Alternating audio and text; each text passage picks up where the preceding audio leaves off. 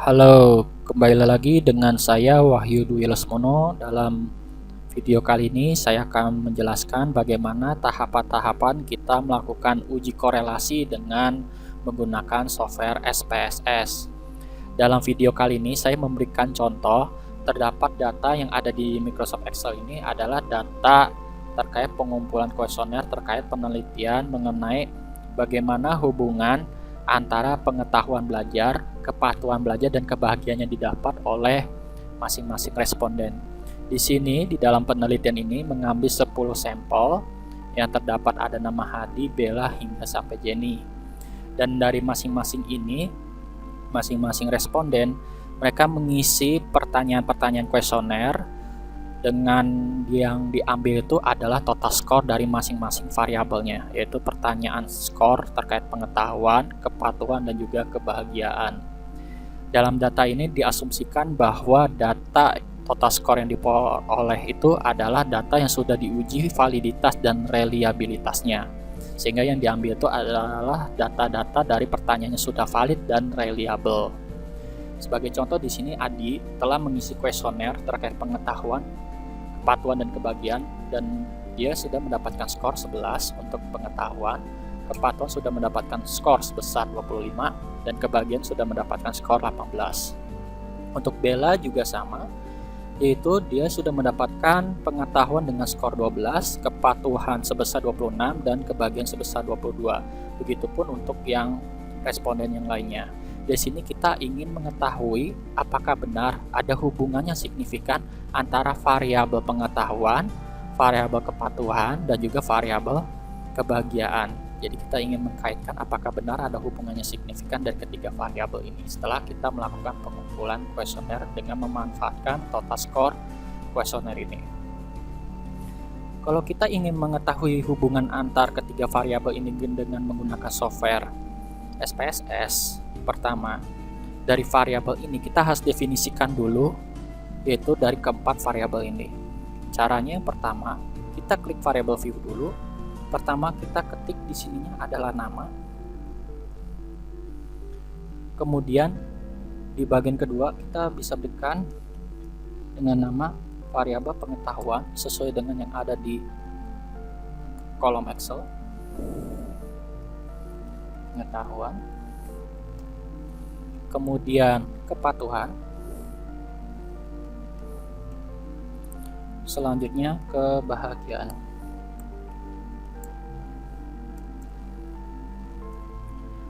Selanjutnya di sini kita bisa berikan nama label sesuai dengan nama panjang dari masing-masing kolom yang ada di Microsoft Excel ini. Karena di sini tidak ada desimal, jadi desimalnya kita pilih 0. Untuk nama kita berikan nama responden.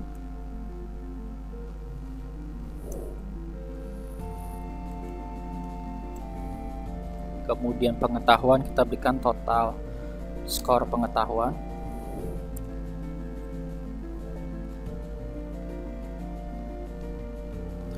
Begitupun untuk yang sisanya, itu kepatuhan berupa total skor kepatuhan dan kebahagiaan merupakan total skor kebahagiaan untuk di bagian label yang perlu kita isi.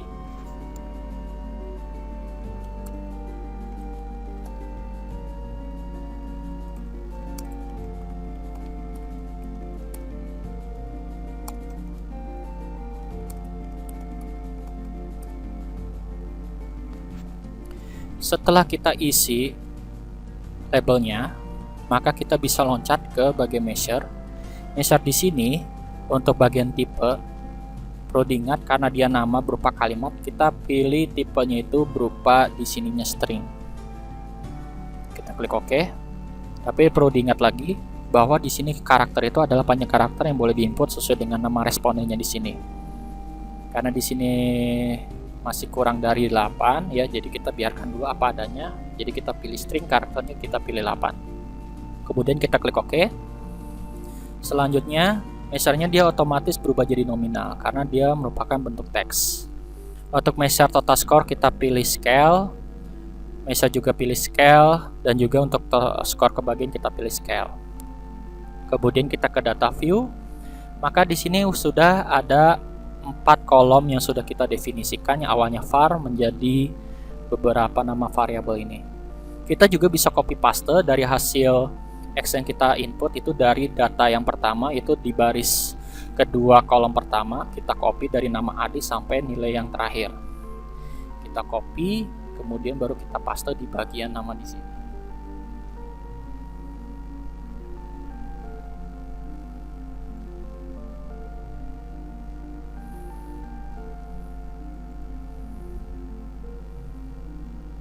Maka di sini akan muncul nama dengan skor yang bersesuaian di sini. Setelah kita copy paste nama dan juga skor yang mereka peroleh, kita bisa melakukan uji pendahuluan terlebih dahulu sebelum kita menggunakan uji korelasi yang parametrik. Karena di sini untuk menguji adanya hubungan dari masing-masing variabel dalam bentuk skor ini, kita terlebih dahulu untuk menguji apakah data-data skor yang kita peroleh ini dia berdistribusi normal atau tidak. Oleh karena itu, pertama kita bisa menguji hubungan antar variabel ini untuk normalitasnya. Kita bisa klik analyze, kemudian kita bisa klik non parametric test, kemudian kita pilih legacy dialog, kita pilih satu sampel KS. Kita masukkan masing-masing variabelnya untuk total skornya, kemudian kita checklist normal, kita klik OK.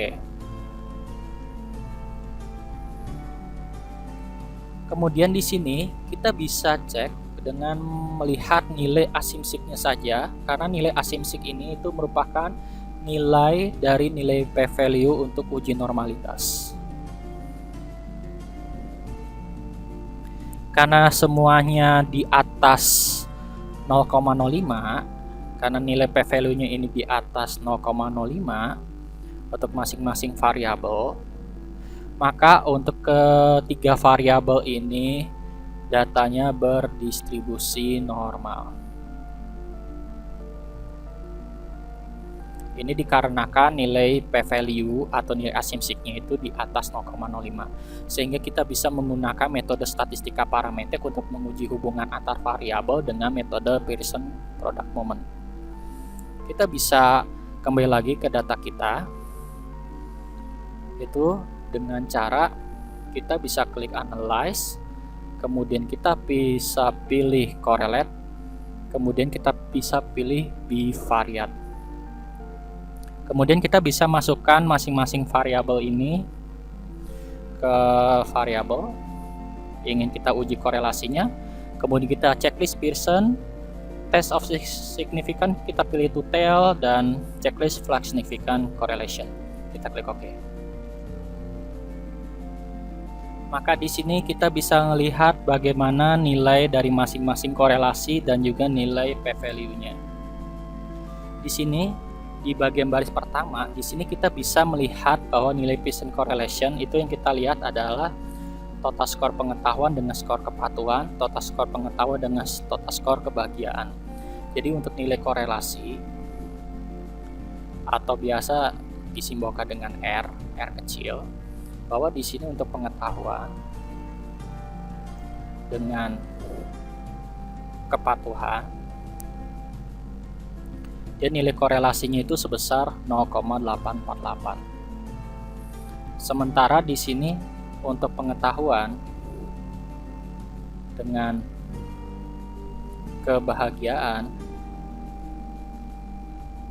dia nilai korelasinya sebesar 0,978. Sementara untuk kepatuhan dengan kebahagiaan dia bernilai ini yaitu 0,800. Bagaimana caranya kita menginterpretasi dari nilai korelasi ini? Pertama, perlu diketahui kalau nilainya positif, jika nilai korelasinya positif, maka jika X-nya naik, maka Y-nya juga naik. Sebaliknya, jika X-nya turun, maka Y-nya juga turun. Namun, kalau nilai korelasinya itu bernilai negatif, maka interpretasinya ada yang berubah, yaitu jika X-nya menurun, kita balik lagi, jika X-nya naik, maka Y-nya bukannya naik, tapi melainkan turun. Sebaliknya, jika X-nya turun, maka Y-nya naik. Sehingga di sini kalau kita lihat, karena nilainya semuanya positif, baik pengetahuan dan kepatuhan, maka kita bisa ambil kesimpulan bahwa jika pengetahuannya meningkat, maka kepatuhannya juga meningkat. Sebaliknya, jika pengetahuannya menurun, maka kepatuhannya juga menurun. Kemudian untuk yang kedua, pengetahuan dengan kebahagiaan. Dia bernilai positif juga. Jadi semakin naik ke pengetahuannya, maka kebahagiaannya juga ikut meningkat. Sebaliknya juga, pengetahuannya menurun, kebahagiaan juga menurun. Begitupun untuk yang kepatuhan dengan kebahagiaan. Ternyata dia memiliki hubungan yang positif, yang artinya jika kepatuhannya meningkat, maka kebahagiaannya juga ikut meningkat. Sebaliknya juga, jika kepatuhannya menurun, maka kebahagiaannya juga ikut menurun. Itu kalau kita lihat dari nilai besarnya korelasi, tapi dilihat dari tandanya. Nah, sekarang kita lihat bagaimana caranya kita menginterpretasikan dari nilai-nilai korelasi, tapi dilihatnya berdasarkan besarnya nilai, ya, yang berdasarkan nilai rentangnya. Kalau misalnya nilainya berada pas di nilai 1, baik itu nilai positif maupun negatif, ya hubungannya itu sempurna. Kalau nilai korelasinya berada di antara 0,8 sampai 1, ya hubungannya sangat kuat. Kalau nilai korelasinya berada di antara 0,6 sampai 0,8, itu hubungannya kuat. Kalau 0,4 sampai dengan 0,6, dia hubungannya moderat. Kalau 0,2 sampai dengan 0,4, dia hubungannya lemah. Kalau 0,0 sampai dengan 0,2, dia hubungannya sangat lemah. Namun kalau nilainya pas di nilai 0, dia hubungannya itu tidak ada hubungan. Jadi kalau kita lihat dari beberapa interpretasi di sini, ini tanda mutlak, artinya nilai tersebut itu bisa bernilai positif, bisa bernilai negatif. Jadi dilihat dari rentang nilainya saja. Karena di sini nilainya di atas 0,8 dan di antara 0,8 sampai 1, berarti hubungan antara pengetahuan dengan kepatuhan dia sangat kuat. Kemudian pengetahuan dengan kebahagiaan itu sangat kuat. Sementara kepatuhan dengan kebahagiaan itu sangat kuat. Sehingga kita bisa ambil kesimpulan bahwa masing-masing pasangan variabel tersebut dia sangat kuat hubungannya dan juga hubungannya positif. Kalau misalkan kita punya korelasi dia bernilai R sama dengan 0,987, ini artinya hubungannya itu sangat kuat, tapi dia arahnya kebalikan. Jadi kalau misalnya X-nya naik, maka Y-nya turun. Sebaliknya, kalau X-nya turun, Y-nya naik, tapi hubungannya sangat kuat karena tandanya itu negatif di sini. Tadi karena intervalnya masih di antara 0,8 sampai 1. Dari nilai ini kita bisa membuktikan apakah benar memang dia ada hubungan yang sangat kuat dan juga hubungannya positif. Kita bisa lihat dari nilai sig-nya ini, yaitu nilai p-value. Jadi nilai p-value di sini atau nilai sig-nya itu digunakan untuk menguji apakah benar ada hubungan secara statistik atau secara signifikan di antara dua variabel yang ingin kita bandingkan ini. Caranya kita nilai sig-nya ini kita bandingkan dengan nilai taraf nyata yang kita gunakan. Biasanya pada umumnya taraf nyata yang digunakan itu adalah sebesar alfa 0,05. Jadi di sini nilai p-value korelasi yang akan kita bandingkan. Jadi di sini nilai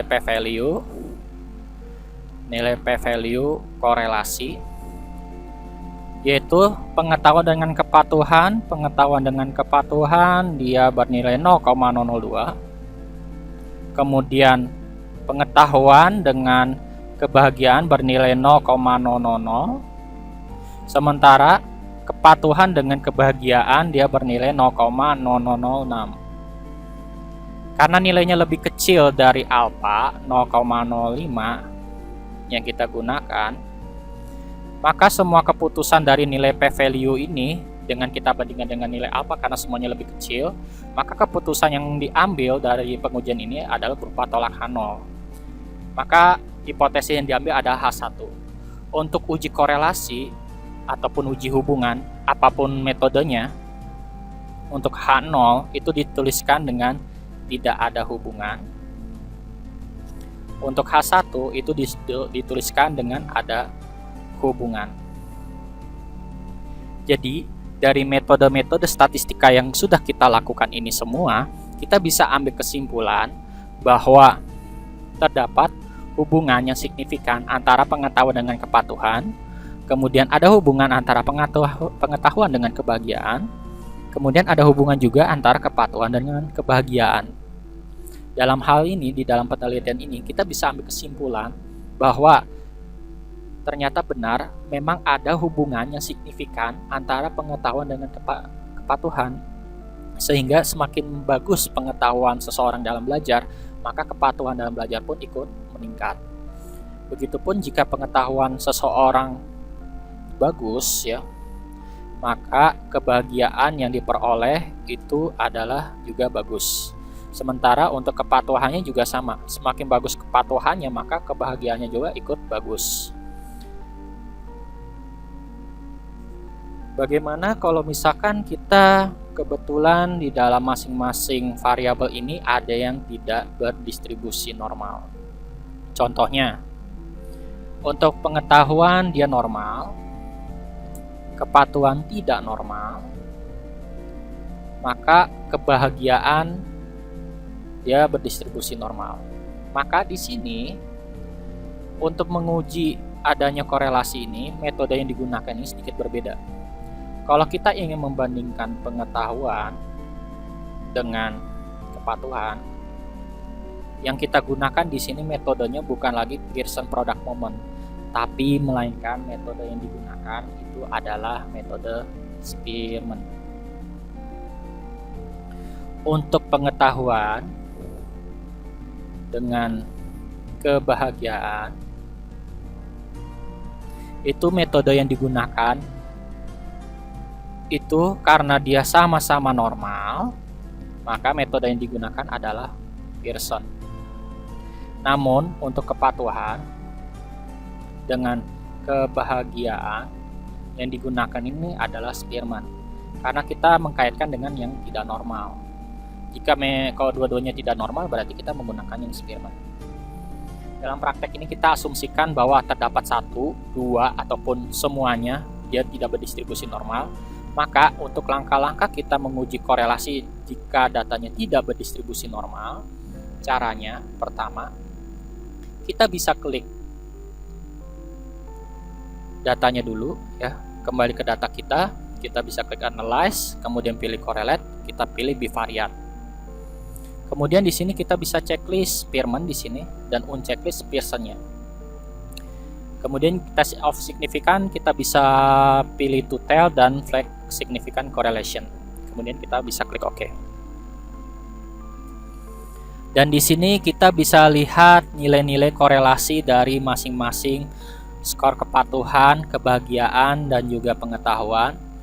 Ini memiliki interpretasi yang sama dengan yang metode Pearson correlation sebelumnya. Dengan menggunakan metode korelasi Spearman, ini nilai korelasinya berupa positif dan berada di antara 0,8 sampai 1, yang berarti ada hubungan yang positif dan juga sangat kuat antara pengetahuan dengan kepatuhan.